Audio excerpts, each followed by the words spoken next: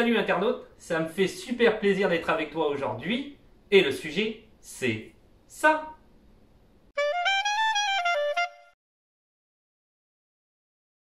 Alors aujourd'hui, une petite vidéo sur le principe de l'augmentation de loyer ici au Québec plus particulièrement. Donc j'ai mis immigré au Canada comme d'habitude, mais en fait ça va être pour le Québec et pas pour le reste du Canada malheureusement. Mais encore une fois, ce genre de loi-là ou de principe, si je devais faire ça province par province, alors là, j'en finirai plus. Peut-être qu'à un moment donné, je vais faire des vidéos province par province sur l'augmentation du loyer, mais aujourd'hui, on va voir principalement le Québec. Je voudrais remercier Antorella sur Instagram. Merci beaucoup car c'est toi qui m'avais posé toute une suite de questions par rapport à l'augmentation des prix du loyer ici au Québec, ce qui m'a donné l'idée de faire cette vidéo là parce que j'ai fait plein de recherches par rapport à tes questions et je me suis dit que ces informations là pourraient sûrement t'intéresser toi, c'est sûr, et intéresser un petit peu plus de monde aussi, d'où l'idée peut-être de faire cette vidéo là, peut-être un petit peu plus courte que d'habitude parce qu'il y a un peu moins de stock. Mais en même temps, ça va te permettre d'avoir aussi des petites informations pratiques et de surtout comprendre comment ça fonctionne. Je parle aussi du live, hein, comme d'habitude, il y a eu un live samedi dernier. Donc un live toujours assez intéressant, toujours avec mon ami Borguillot. Il m'a mis en Astérix, c'est parfait. Il n'y a pas de souci avec ça. J'ai trouvé ça super drôle l'idée d'Astérix parce que ça correspond bien avec la moustache et tout ça, c'est drôle. Donc non, c'était bien vu.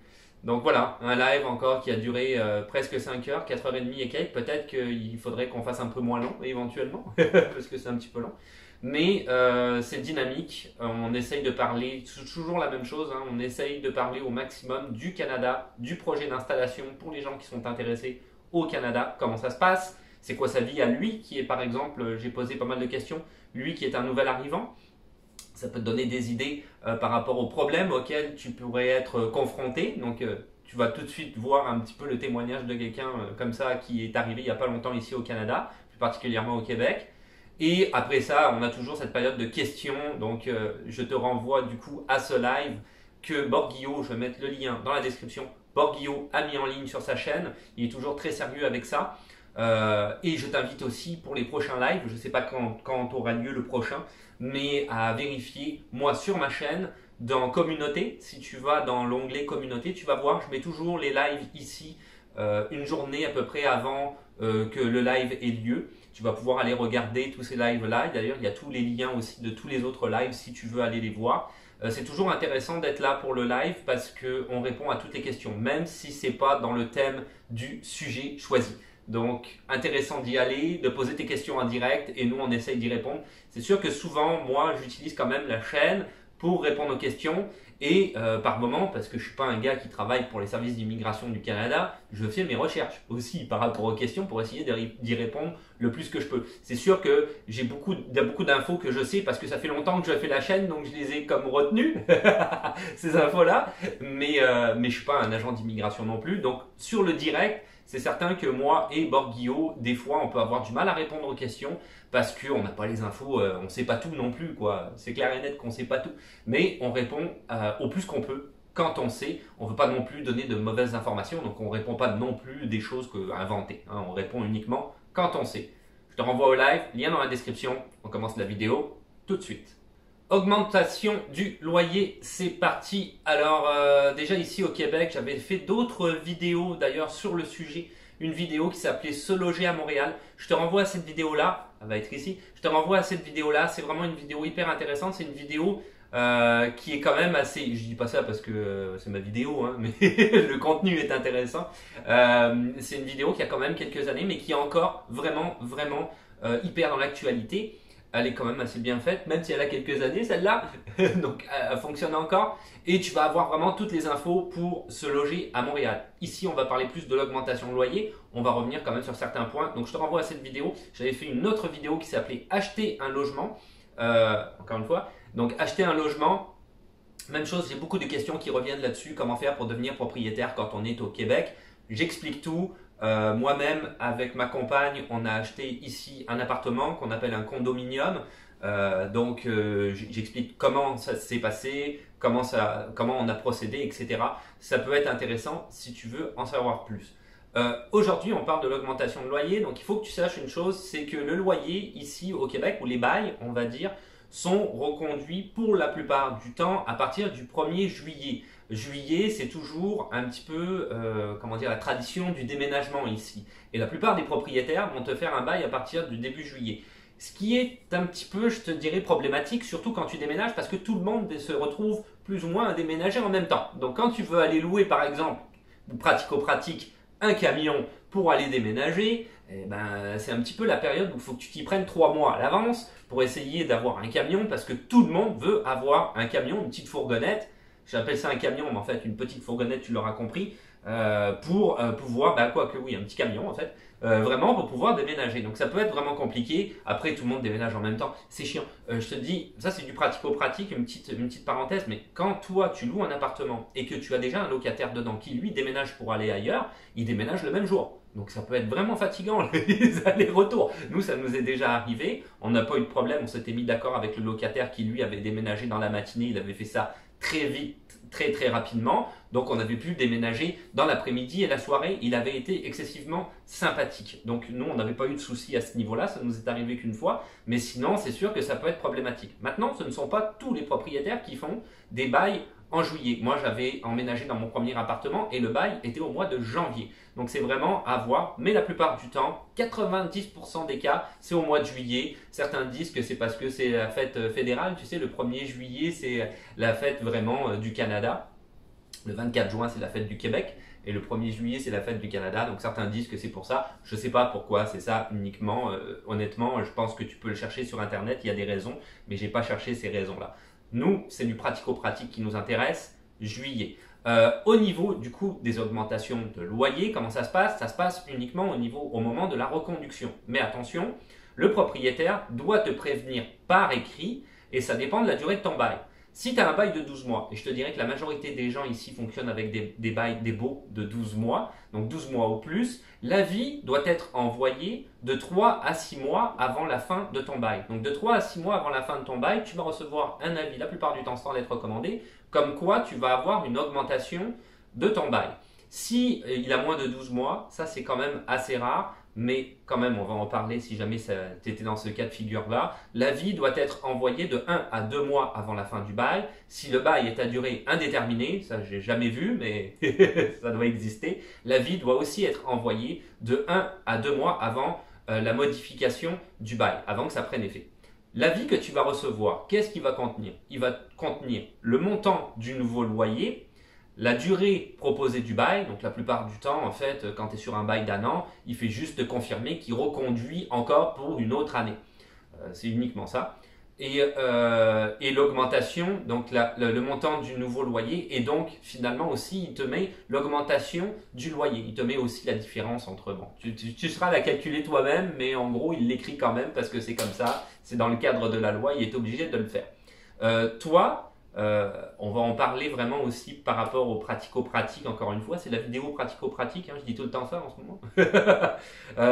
Toi, évidemment, il faut que tu répondes en fait à cet avis-là. Alors tu vas voir, sur l'avis, c'est indiqué, tu as un certain délai de temps pour répondre, il faut absolument que tu répondes. Si tu ne réponds pas, dans 99% des cas, c'est comme ça, c'est stipulé sur l'avis que en fait, implicitement, tu acceptes l'augmentation du loyer. Tu acceptes le nouveau loyer, tu reconduis pour un an, même sans signer. Ça veut dire que tu repars pour une année avec le montant du loyer qui a été choisi par rapport à cette augmentation. D'accord? Donc très important de la renvoyer et de la renvoyer aussi, je te dirais, par lettre recommandée. Il faut toujours que tu aies une preuve de ce que de la transaction que tu as pu faire avec ton propriétaire. Parce que si jamais il dit non, mais moi j'ai jamais rien reçu, donc tu es reconduit pour un an, après ça, si jamais tu vas au tribunal, on va en parler après, le tribunal administratif du logement, tu vas avoir des problèmes à le prouver. Donc toujours lettre recommandée. Je le dis très facilement, comme ça je l'explique très facilement parce que je me suis retrouvé dans la situation. C'est pour ça. Moi j'ai complètement oublié, j'avais reçu l'avis. Ça m'est arrivé une fois, honnêtement, moi, je suis toujours quand même très proche de mes affaires, hein. Je fais très attention, je suis quelqu'un de très organisé. Et là, on avait mis l'avis sur la table, je l'ai complètement oublié. À un moment donné, ça a tilté dans ma tête, l'avis était passé, le bail était reconduit avec une augmentation. À l'époque, j'habitais sur le plateau, sur la rue de Lorimier, et pour des raisons, l'appartement vraiment, en fait, Pour te faire une histoire courte quand même, il avait repeint au-dessus de choses il avait caché quoi, un petit peu des défauts de son appartement qu'il n'avait pas vraiment réparé avec de la peinture. Du coup, durant l'été, on fait super chaud, les murs étaient tout gondolés, il y avait des infiltrations d'eau partout. Donc on avait décidé, c'était pas très très hygiénique non plus de respirer tout ça. Donc on avait décidé de déménager et je l'avais oublié, donc j'avais appelé, etc. Et finalement, j'ai eu un accord avec le propriétaire parce que le locataire précédent avait été dans la même situation. Et c'était le locataire qui avait lui-même fait les démarches pour trouver un autre locataire. Ça lui avait pas vraiment plu au propriétaire. Donc là, il avait dit, ok, pas de problème, tu peux partir à condition qu'on trouve un locataire, mais on va visiter quand on veut. Donc il fallait qu'il venait quand il voulait. Il y avait une sorte d'accord comme ça qu'on avait eu à l'amiable et finalement, il a trouvé un autre locataire. Donc tu vois que tu peux réellement dans une situation, si jamais tu ne le renvoies pas, lui il est dans son droit. Il est dans son droit. Il peut très bien te dire, non, non, mais moi j'ai pas reçu le papier avec, tu avais une durée limite pour m'envoyer le fait que tu ne sois pas d'accord. Donc, si je ne l'ai pas reçu, le papier, c'est parce que tu es d'accord, donc on reprend pour un an, quoi. Donc là, tu peux vraiment être dans les problématiques. Donc, vraiment, renvoyer à ce moment-là, en lettre recommandée, le fait que tu ne sois pas d'accord. Ça, c'est important. Tu peux aussi, c'est ce qu'ils disent, trouver un accord à l'amiable avec ton propriétaire. Si, admettons, ton appartement, c'est vraiment l'appartement de ta vie, etc., mais que l'augmentation est trop importante, tu as toujours la possibilité aussi de rentrer en contact avec lui et d'essayer de trouver un accord en disant regarde, c'est trop important pour moi l'augmentation, je voudrais vraiment rester. C'est pas non plus, voilà, si ton propriétaire est sympathique, tu peux peut-être trouver un accord, peut-être qu'il peut faire une augmentation moins importante. Ça se fait ici aussi. Donc, tu rentres en contact avec lui. Sinon, il faut que tu la renvoies dans le délai imparti. Cet avis-là, il faut que tu le renvoies. C'est ça. Alors maintenant, au niveau du montant du taux d'augmentation, Antorella m'avait posé la question à savoir comment ça se passait au niveau du montant qui était décidé par rapport au taux d'augmentation.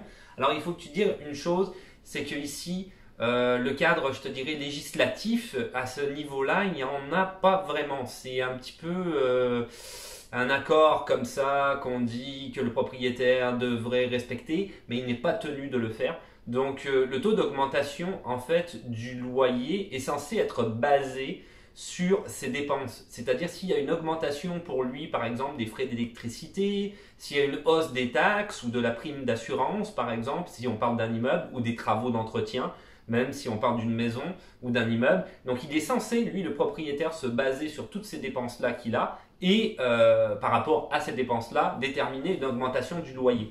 Mais c'est implicite. C'est pas légiféré. Donc il n'est pas obligé de le faire. S'il veut augmenter demain, il n'y a personne qui le fera parce qu'il n'est pas fou, mais s'il veut augmenter demain son loyer de 250%, eh ben il peut le faire. Il n'est pas hors la loi. Ok. Donc c'est ça mon point.